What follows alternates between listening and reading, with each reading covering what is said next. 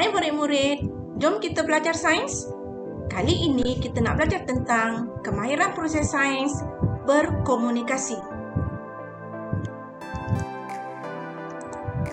Apakah yang dimaksudkan berkomunikasi ya murid-murid?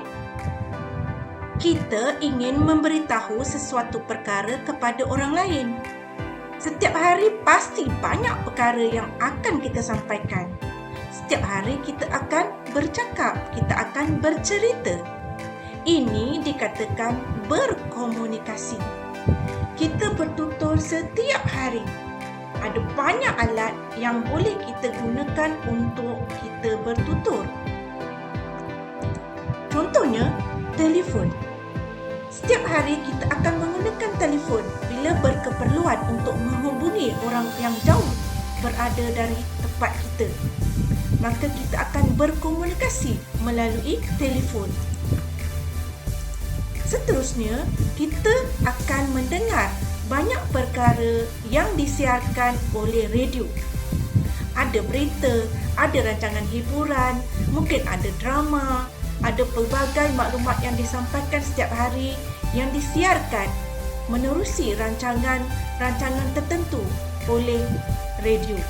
Selain itu, kita juga menggunakan televisyen untuk mendapatkan banyak maklumat. Berkomunikasi banyak cara. Inilah antara alat-alat yang boleh kita gunakan untuk kita mendapatkan maklumat melalui pertuturan kita ataupun pertuturan orang lain.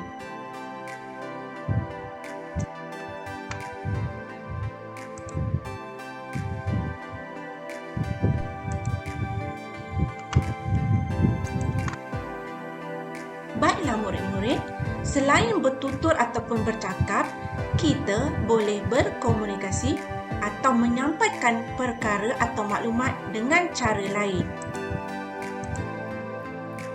Selain itu, kita boleh melukis gambar ataupun menulis. Kita boleh membuat carta, kita juga boleh membuat graf dan kita juga boleh membuat model. Inilah 5 cara bagaimana kita berkomunikasi setiap hari. Nanti kita akan pergi satu persatu ya murid-murid.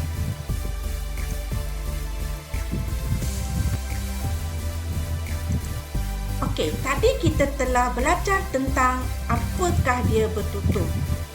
Seterusnya kita nak melihat bagaimana kita berkomunikasi ataupun menyampaikan maklumat dengan cara yang kedua, iaitu kita melukis gambar ataupun menulis. Okey, di sini ada gambar sebuah buku cerita yang telah dilukis oleh seorang murid. Ini buku cerita saya yang baru. Kisahnya tentang murid miskin yang jujur. Jadi, murid ini telah menceritakan ataupun menyampaikan kepada orang lain bahawa murid ini mempunyai sebuah buku cerita yang baru.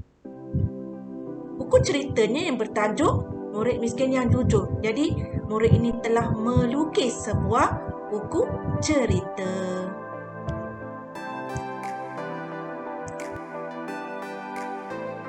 Selain daripada bertutur, melukis gambar ataupun menulis, kita juga boleh membuat carta untuk kita menyampaikan maklumat ataupun informasi kepada orang lain.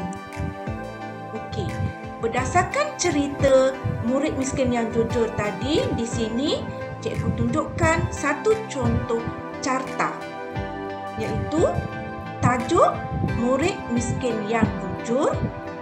Tauladan baik yang kita perolehi daripada buku cerita ini ialah sifat memegang amanah, dan nilai murni yang boleh kita pelajari daripada buku cerita ini ialah berbuat baik tanpa meminta pujian. Jadi inilah carta yang telah direka ataupun dibuat selepas kita membaca buku cerita tadi. Okey, ini adalah contoh cartanya.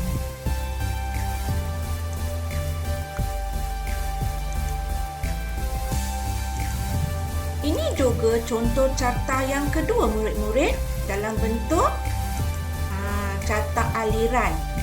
Buku cerita baru saya mengandungi nilai ataupun bertajuk murid miskin yang jujur.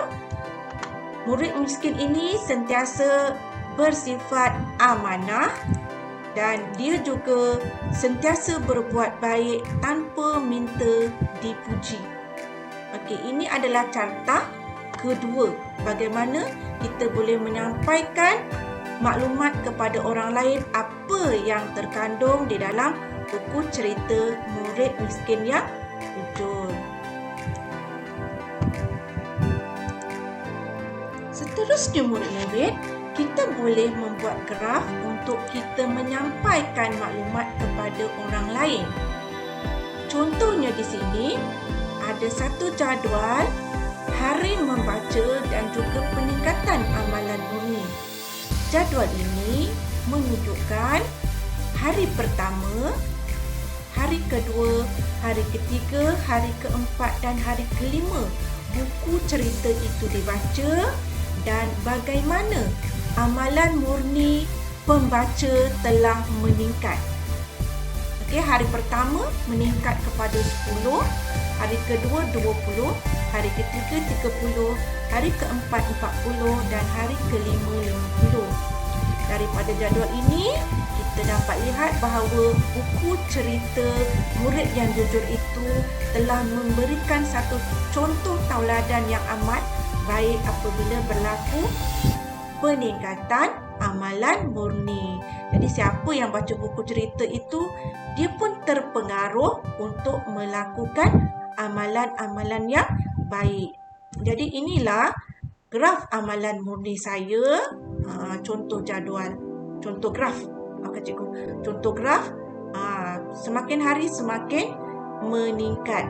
Okey, amalan murni yang kita lakukan.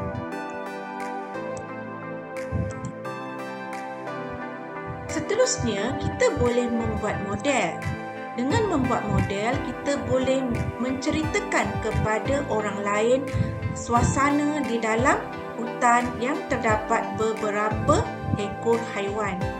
Haiwan-haiwan ini, pokok dan juga batu yang ada di dalam gambar ini dibuat daripada tanah liat.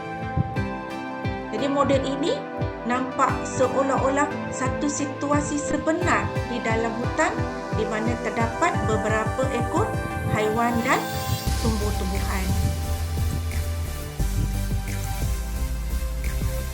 Seterusnya, bolehlah murid-murid mengulang kaji beberapa latihan yang cikgu berikan di sini. Sampai jumpa lagi, cikgu harap semua murid boleh memahami kemahiran proses sains berkomunikasi. Bye-bye, jumpa lagi.